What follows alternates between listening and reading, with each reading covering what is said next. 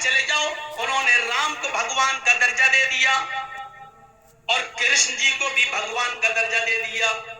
آپ دو رامائن خرید کے لے آئے اور پڑھیں، والمیکی رامائن بھی لائیں اور رام چرت مانس بھی لے آئیں۔ رام چرت مانس جو تلسی داس جی نے لکھی ہے وہ ابھی جدید نئی ہے، وہ نئی ہے، تلسی داس جی والی وہ نئی، اس میں بھگوان کا درجہ دے دیا رام کو، اور والمیکی جی کی رامائن میں والمیکی جی نے رام کو بھگوان مانا ہی نہیں ہے، رام کو انسان مانا۔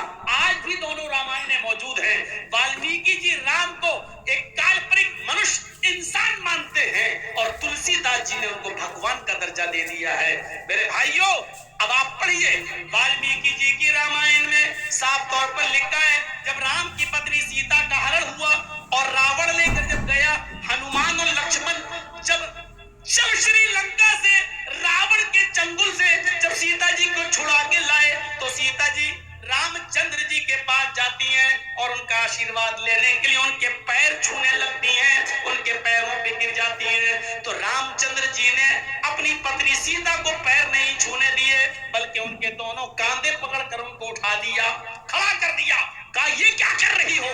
کہا آپ کو پرنام کر رہی ہوں، آپ کو نمسکار کر رہی ہوں، آپ کے پیر چھو رہی ہوں۔ تو رام چندر جی نے جو جملے کہے، جو شبد کہے، وہ والمیکی رامائن میں ہے، رام رامائے نمہ، رام رامائے ستیم استی، سیتا تو میرے پیر مت چھو، میں تو تیرا رام ہوں، سیتا تو میرے پیر مت چھو، میں تو تیرا رام ہوں، رام رامائے نمہ، ایک رام تیرے رام کا بھی ہے، ایک رام تیرے رام کا بھی ہے، رام رامائے نمہ، سیتا تو اس کے سامنے سر جھکا جو تیرے رام کا رام ہے، یعنی ایک اللہ کے سامنے سر جھکا، رام رامائے ستیم استی، اس لیے کہ رام کا ہی رام سچا ہے، رام رامائے نمہ، اس لیے کہ رام کا ہی رام سچا ہے۔ یہ سیتا جی کو رام چندر جی نے کہا، جو والمیکی رامائن میں آج بھی موجود ہے، رام چندر جی نے اپنے پیر نہیں چھونے دیے۔ اسلام کیا کہتا ہے؟ اسلام کہتا ہے کہ کوئی باپ کتنا بھی بزرگ ہو لیکن بیٹا اپنے باپ کے پیر نہیں چھو سکتا، اپنی ماں کے بھی پیر نہیں چھو سکتا، ماں کے قدموں کے نیچے جنت ہے، وہ تلاش کرے، یعنی خدمت کر کے جنت میں جانے کی کوشش کرے، لیکن ماں کے قدموں کے نیچے جنت ہونے کا مطلب یہ نہیں ہے کہ وہ اپنے ماں کے پیر چھوئے۔ وَقَضَىٰ رَبُّكَ أَلَّا تَعْبُدُوا إِلَّا إِيَّاهُ، اور تمہارے رب نے یہ فیصلہ کر دیا ہے کہ تم اللہ کے علاوہ کسی اور کی عبادت نہیں کرو گے۔ وَبِالْوَالِدَيْنِ إِحْسَانًا، اور فوراً کہہ دیا اپنے ماں باپ کے ساتھ احسان کرو، یعنی پہلے عبادت اللہ کی اور اللہ کی عبادت کے بعد ماں باپ کے ساتھ احسان۔ وَبِالْوَالِدَيْنِ إِحْسَانًا، احسان کیوں کہا؟ احسان میں ہر نیکی شامل ہے۔ باپ کے پیر میں درد ہو رہا ہے تو اس کا پیر دبانا احسان ہے، اگر باپ کے سر میں درد ہو رہا ہے تو اس کا سر دبانا احسان ہے۔ باپ بستر پر لیٹا ہوا ہے، چاہتا ہے کہ بیٹے لیٹے لیٹے بور ہو گیا ہوں، ذرا گھر کے باہر مجھے ٹہلا دو، گھر کے باہر ذرا مجھے ہوا کھلا دو، تو بیٹے کی ذمہ داری ہے اپنی پیٹھ کے اوپر لاد کر اپنے باپ کو گھر کے باہر کا چکر لگوائے، گھمائے۔ باپ بیمار ہے تو اس کا علاج کرائے، یہ احسان ہے۔ احسان ہر اس نیکی کو کہا جاتا ہے جو ماں باپ کو جس نیکی کی ضرورت ہے، ماں باپ کو جس چیز کی ضرورت ہے اس چیز کو پورا کر دینے کا نام احسان ہے۔ اس لیے اللہ نے یہ نہیں کہا کہ اپنے ماں باپ کے پیر دباؤ، یہ نہیں کہا کہ اپنے ماں باپ کی خدمت کرو، بلکہ یہ کہا وَبِالْوَالِدَيْنِ إِحْسَانًا، تمہارے باپ کو جس چیز کی ضرورت ہے وہ ضرورت اس کی پوری کرو، یہ احسان ہے، یہ احسان ہے۔ اما یبلغن عندک الکبر احدہما او کلاہما فلا تقل لہما اف ولا تنہرہما، جب ان دونوں میں سے کوئی ایک یا وہ دونوں تمہاری زندگی میں بڑھاپے کو پہنچ جائیں تو تم ان سے اف بھی مت کرو، ہوں بھی مت کرو، یہ بھی نہیں کر سکتے۔ مثلا میرے باپ بیمار ہیں، بستر پر لیٹے ہیں اور میں کمپیوٹر پہ کام کر رہا ہوں، بہت ضروری امپورٹنٹ بزنس کا کام، اور باپ لیٹے ہیں، بیٹا جی ابو ایک گلاس پانی لا دو، کمپیوٹر بند کیا اور گئے پانی لا کے دے دیا، اللہ کی قسم ثواب نہیں ملے گا۔ کیوں؟ تو तुमने ये तुम्हारे मुंह से जो निकल गया, यानी बाप ने पानी मांगा और तुम कंप्यूटर पे कोई इमरजेंसी काम कर रहे हो, अचानक बेटा जी एक गिलास पानी ला दो। उठे, लाए, दिया, पिलाया, अपने हाथ से उनका सर पकड़ के पिलाया, सब कुछ किया, लेकिन जो निकल गया इसने तुम्हारी इस नेकी को बर्बाद कर दिया। कुरान कहता है फला तकुल लहुमा उफ, जब वो इस उम्र को पहुंच जाएं तो तुम नहीं कर। यह है बाप का दर्जा, यह है बाप का मकाम। लेकिन इतना ऊंचा मकाम होने के बावजूद ये नहीं कहा कि तुम अपने बाप के पैर नहीं छू सकते, क्योंकि सर झुकाना सिर्फ एक अल्लाह के सामने जायज है।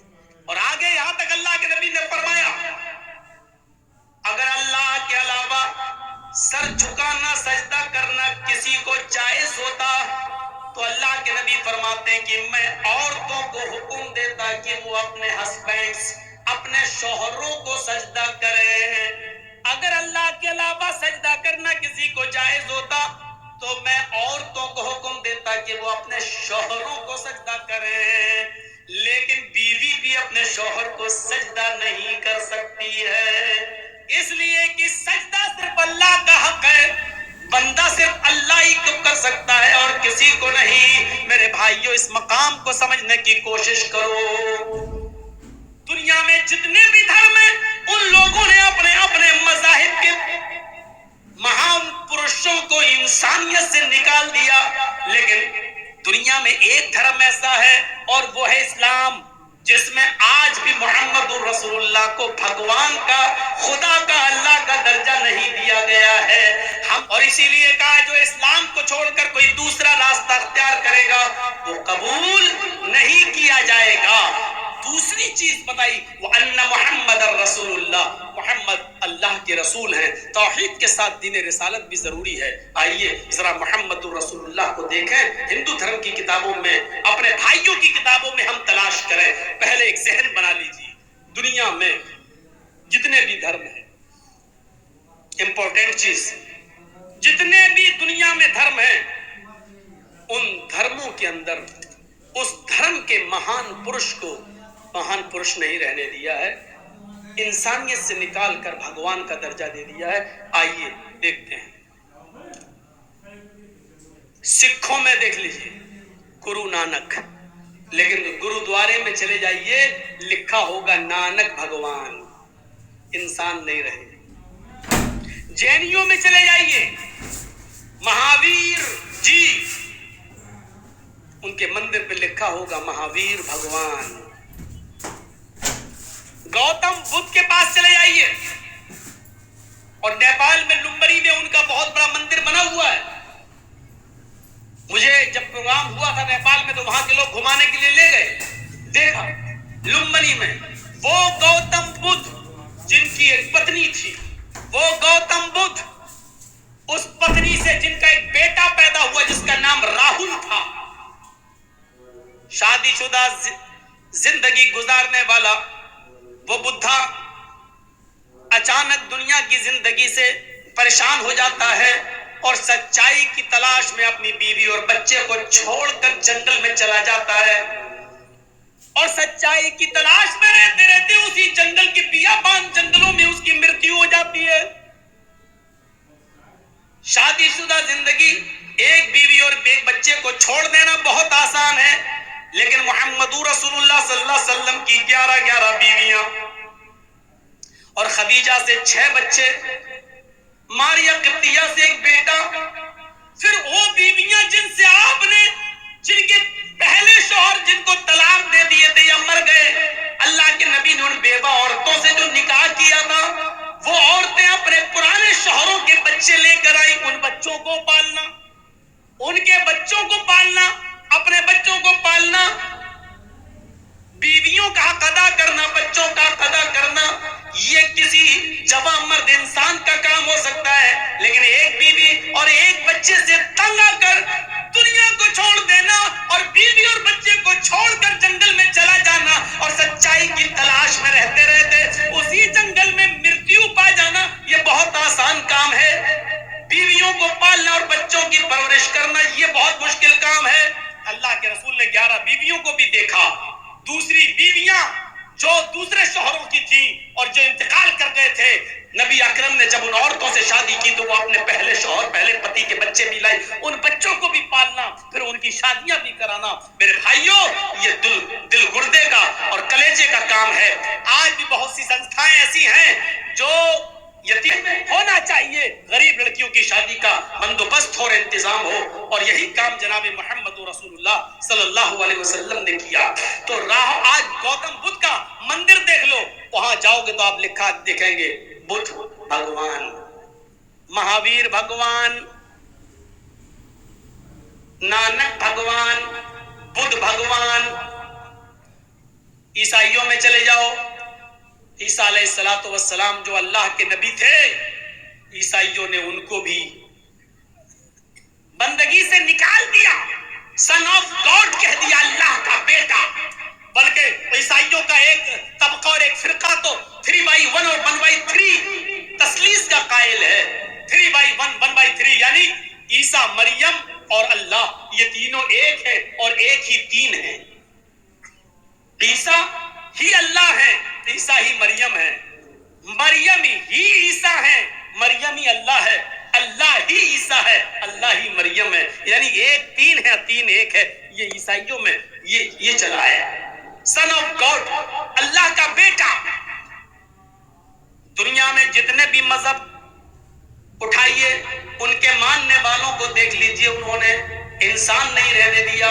ہم نے اپنے مہان پرش کو انسان ہی کا درجہ دیا ہے اور انسان ہی رہنے دیا ہے. قرآن چیخ کر اعلان کرتا ہے, قل انما انا بشر مثلکم, اے نبی کہہ دو کہ میں تمہاری طرح کا ایک بشر ہوں, کہہ دو کہ میں تمہاری طرح کا ایک انسان ہوں. تم چلتے پھرتے ہو, میں بھی چلتا پھرتا ہوں. تم اٹھتے بیٹھتے ہو, میں بھی اٹھتا بیٹھتا ہوں. تم شادی بیاہ کرتے ہو, میں نے بھی شادی بیاہ کی ہے. تمہارے ماں باپ دادا پردادا تھے, تمہارے بھی ماں باپ دادا پردادا تھے. تمہیں بچے تھے, تمہارے بچے تو میرے بھی بچے تھے. تمہیں بخار آتا ہے, سر میں درد ہوتا ہے, دکھ اور غم پہنچتا ہے, مجھے بھی بخار آتا ہے, سر میں درد ہوتا ہے, دکھ اور درد ہمیں بھی پہنچتا ہے, خوشی ہمیں بھی پہنچتی ہے. قل انما انا بشر مثلکم یوحی الی. ہاں, فرق اتنا ہے ہم میں اور تم میں, ہمارے پاس جبرائیل قرآن لے کر آتے ہیں اور تمہارے پاس نہیں آتے ہیں. اللہ کی طرف سے میرے پاس پیغام آتا ہے اور تمہارے پاس نہیں آتا ہے.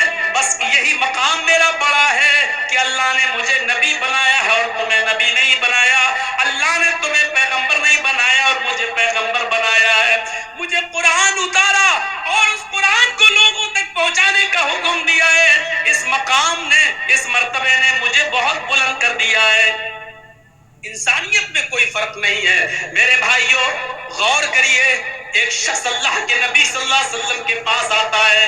ایک شخص اللہ دور دیہات کا رہنے والا اللہ کے نبی کے پاس آیا. لوگوں نے اس کو بھیجا کہ جاؤ اپنے گاؤں میں یہ پریشانی ہے, اللہ کے نبی سے بیان کرو, اللہ کے نبی ہماری پریشانی کو دور کریں گے. وہ اللہ کے رسول کے پاس آتا ہے, اللہ کے نبی کو دیکھتا ہے تو ایسے کہہ نہیں پا رہا.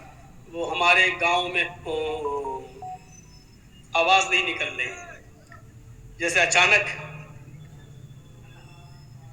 مودی جی کے سامنے کوئی کھڑا ہو جائے تو جی آواز نہیں نکلے گی. ڈی ایم کے سامنے کھڑے آواز نہیں نکلتی. ایسے ہی وہ صحابی اللہ کے رسول کے پاس آئے. جی وہ کیا, ہاں بولو کیا پریشانی ہے. جی وہ میرے گاؤں میں, جی وہ ڈر رہے ہیں, کانپ رہے ہیں. اتنا روب, اتنا دبدبا نبی کے چہرے پر کہ وہ کانپ رہے ہیں.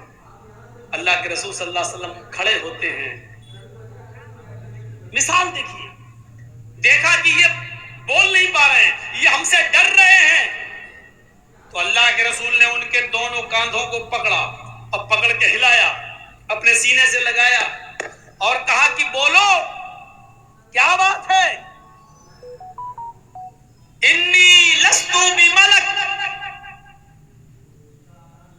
میں کوئی بادشاہ تھوڑی ہوں. انا ابن امرات تاکل القدید, ابو داؤد کی حدیث کا الفاظ دیکھیے, انی لست بملک. کیوں ڈرتے ہو مجھ سے, میں کوئی بادشاہ تھوڑی ہوں. میں بادشاہ تھوڑی ہوں. انا بنو امراتن تاکل القدید. ارے میں بھی تو ایسی ماں کا بیٹا ہوں, مجھے بھی تو اس ماں نے اپنے پیٹ سے باہر نکالا, مجھے بھی تو ایسی ماں نے اپنے پیٹ سے جنا ہے جو گوشت کے سوکھے ٹکڑے کھاتی تھی. تاکل القدید, جو سوکھا گوشت کھاتی تھی. قدید کس کو کہتے ہیں آپ کو بتا دوں, تھوڑی دیر اور بیٹھ جائیے, قیمتی بات میں بتانے جا رہا ہوں. تاکل القدید عرب میں کیا ہوتا تھا, گوشت, اونٹ ذبح کیا, اونٹ نہر کیا تو 4-4 5-5 کلو گوشت کے ٹکڑے ایسی دھوپ میں ڈال دیتے تھے, دھوپ میں, اور نمک لگا کے, سالٹ وغیرہ لگا کے ایسے ہی اس کو خشک کر لیتے تھے اور اس کو اپنے گھر میں رکھتے تھے. 1 مہینے بعد, 2 مہینے بعد, 3 مہینے کے بعد گوشت پکانے کا دل ہوتا تھا تو اسی میں سے تھوڑا سا کاٹا اور پکا لیا, آدھا کلو کاٹا اور پکا لیا. تو گوشت کے بڑے بڑے ٹکڑوں کو نمک لگا کر اور دھوپ میں سکھایا جاتا تھا اور یہ گوشت کھلایا جاتا تھا. 6-6 مہینے, 8-8 مہینے چلتا تھا.